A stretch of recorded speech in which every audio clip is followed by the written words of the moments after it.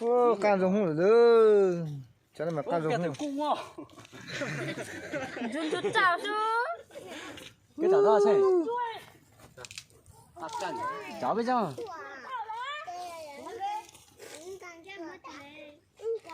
này cái nhớ là gì này cú trả đấy chú can thể đi thế là mới ra ơ cú chỉ tao cả lơ áp khảo này mà áp khảo này mà tôi khao à tôi khao tôi đây chỉ trông à chỉ trông còn một ăn đến đấy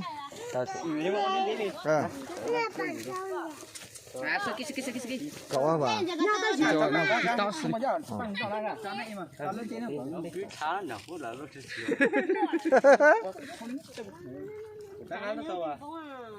làm gì đi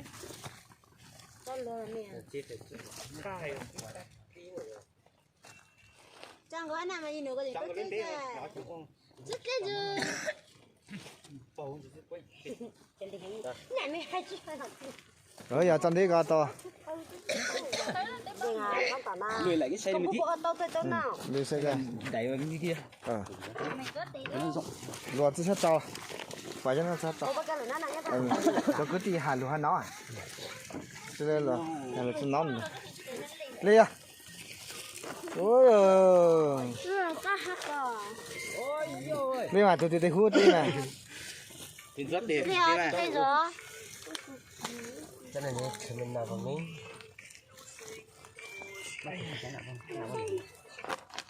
ô còn một trâu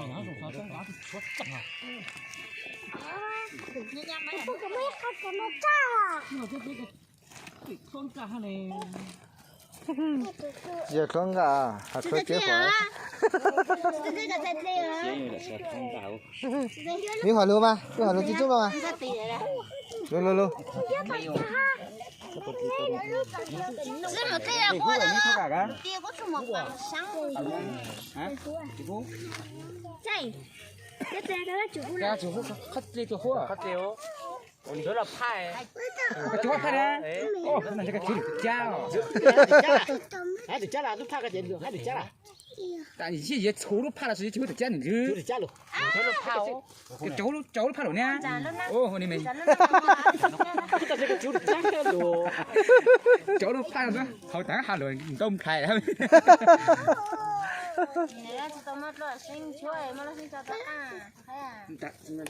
mi hỏi mưa mà cho nó mới bị thao tại mới chắc không phải lo do cháu để chúng cho là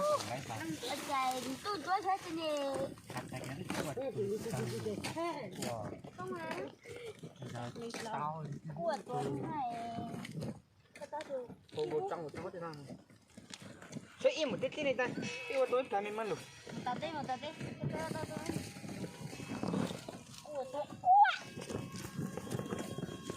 nói đi giờ hôm mình giờ nó gì thứ mong có phai chứ mà một thứ nào mà đấy à chẳng cái nữa ya nếu mà cho nên là này muốn mua cho cái hạt thì tao xin mua cái tao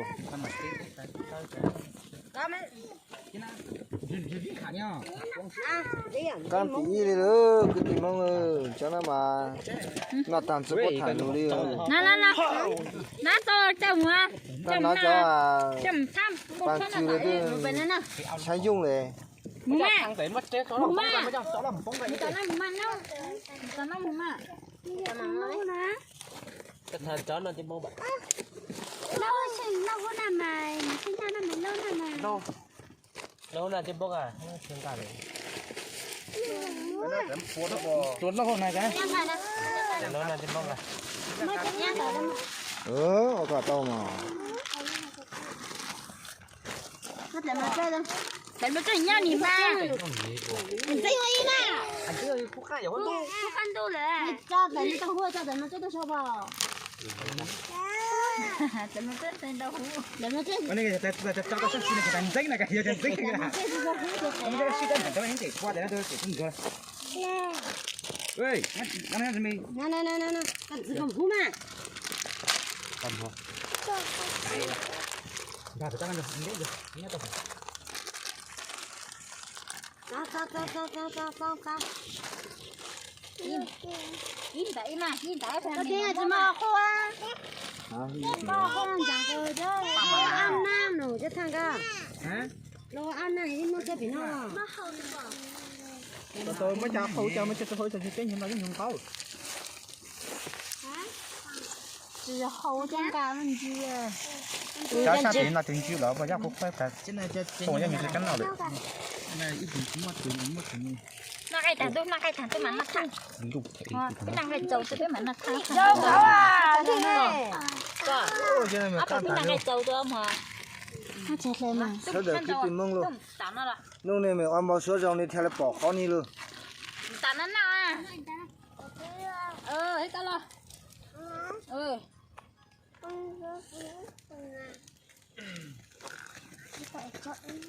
Nhưng mà tôi rất tiền là cái chút lé. bé bé chạm luôn lá có chút lòng cá cá cứ ra có chút lòng cá cá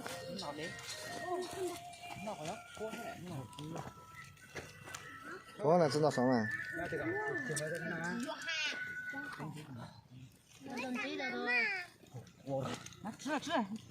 chút lòng cá cá mày chút lòng cá ha à nó phải đánh kia những cái số đó xem nào hoa nó số tàu đây là mà đồ làm thế mình thắt to cái cá to ăn đã to ăn lòng cá là hai to mà đây là mà to cá mà giờ bây giờ chỗ nào à chỗ nào à chỗ nào mà Chả mà chả này ta biết chả này đi thôi. Mày tôi đây ít tuổi chẳng hay. Giờ đó áo tù cái gì mà áo tù ít tuổi. Áo tù chắc gì là còn chỗ nó muốn chim phui à tàu chỗ mà phui chỉ sao cả cái tay bông thử rồi cái này. không biết đâu sẽ là quán nhà đâu rồi đi xuống cái ông tuần này chỉ thường là chỉ mua đấy mà cơ Cao nó rủa tôi mua. cho nó mua Cho nó ít khỏi chứ. Cho ít sát chiều của. chơi chơi gì luôn Cho nó giá. Có một sừng đấy nhỉ. Cho nó ít khỏi cho nó mua. Chứ đây là cái này chắc là bị炒都tới như là. Cho tôi giờ ít sát chiều cho cho nó ít khỏi các bạn. Cho nó ít khỏi ít sát chiều của cho Con mua cái sữa mà.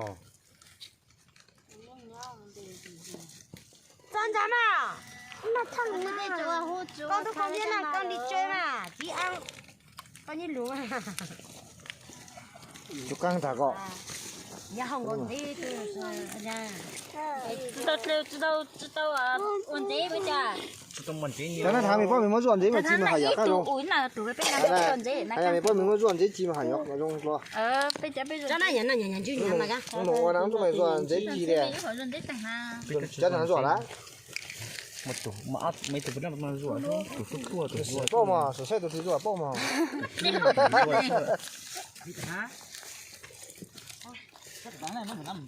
khay nữa Đi thêm một hộp một đục à. được ra sẽ bật lên khay nữa Mình nong sakit itu nih mình nong. Ano nong nih? Sakit itu tay. Itu tanya. Kena tangan cái này nhang à bà giờ cái nhang bà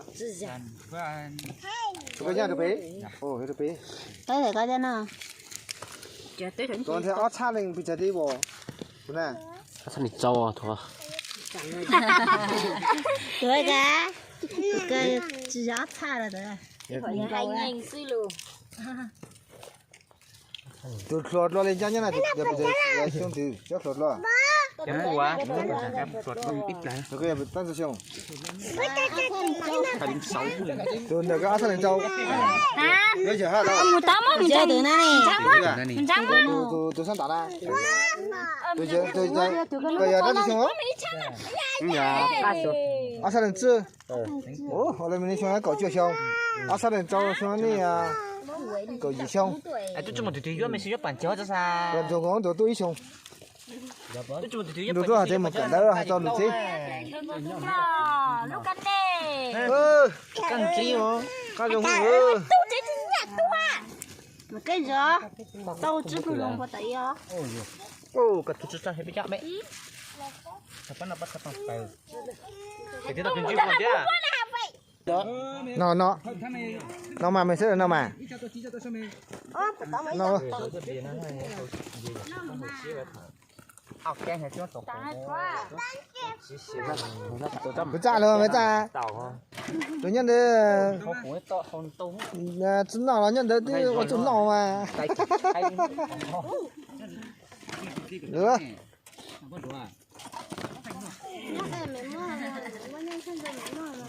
Có một người tiếng sao to quá. Dài như thế đấy quá. Đâu Mỹ tụi nó tụi cả cho tổ cho xe xem không? Cái gì nè? Đi đến nào phải cái gì tốt cái đó. Nào phải tao này. Rồi, Nó. Rồi nha. Nó. Chim mông nè. Nó. cái này tí bò Diễn đâu rồi má? không mà thôi tôi cho tiền lên Cái gì mà? để không ai tăng nha chú không chứ nhá thằng chú nào cái nào chuyến nào chế đi nữa nhà Chơi được.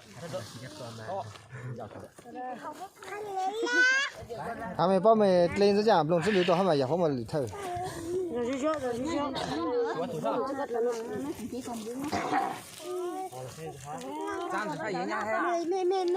Mày có dạy nó chân nhau à? Đúng rồi, tụi con nhìn thấy ăn sao đâu à? Nhưng mà chỉ kém nào à? Không biết. ai xe cái chứ nó quay tao rồi mà này nó quay tao rồi mấy để nó tắt lên rồi mà quay tao nó là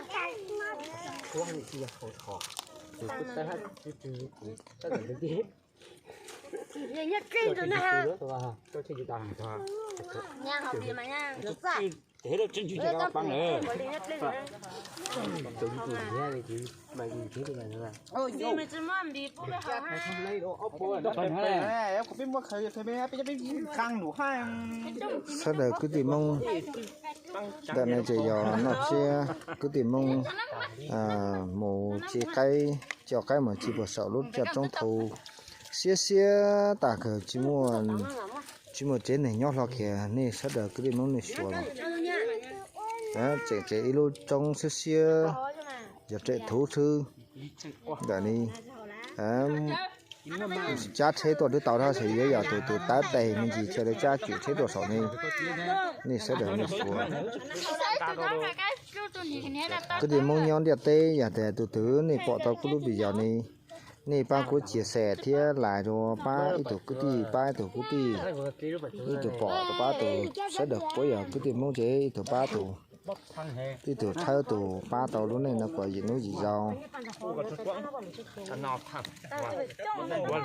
hai cho cái gì mong sẽ được nhon đẹp tê cũng tôi giảm mau hai thì mua cái gì mong tụi mua món bằng cảnh chỉ bố khó lấy cái gì đầu tiền cho u nhân gì u trâu lúc số tiền cho sọ này bỏ cái gì ba đầu này kho tàu tụi bố mua dạng bố mò kho tàu này tụi mò rong mua khải nào lo lấy trà này chỉ bố lấy cái gì đầu tiền khai u cái gì ba này lúc chữ gì tụi này nhắn giờ tí tụi bố cho cá bố cho kê tụi ba tụi lấy chữ gì lúc này chỉ gì nói gì chán đâu gì nói gì rong họ cho số tiền cái gì mong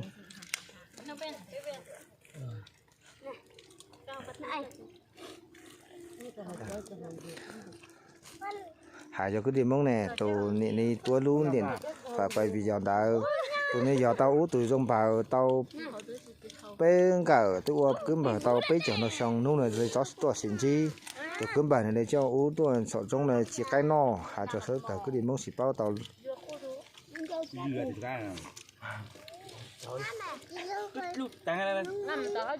Tua đi ha. nó cái tao mới ra hàng chưa mình ra bao khang mình ra cái này nó nhỉ. Cái này có chuyện đó, có vẻ thao thế nào.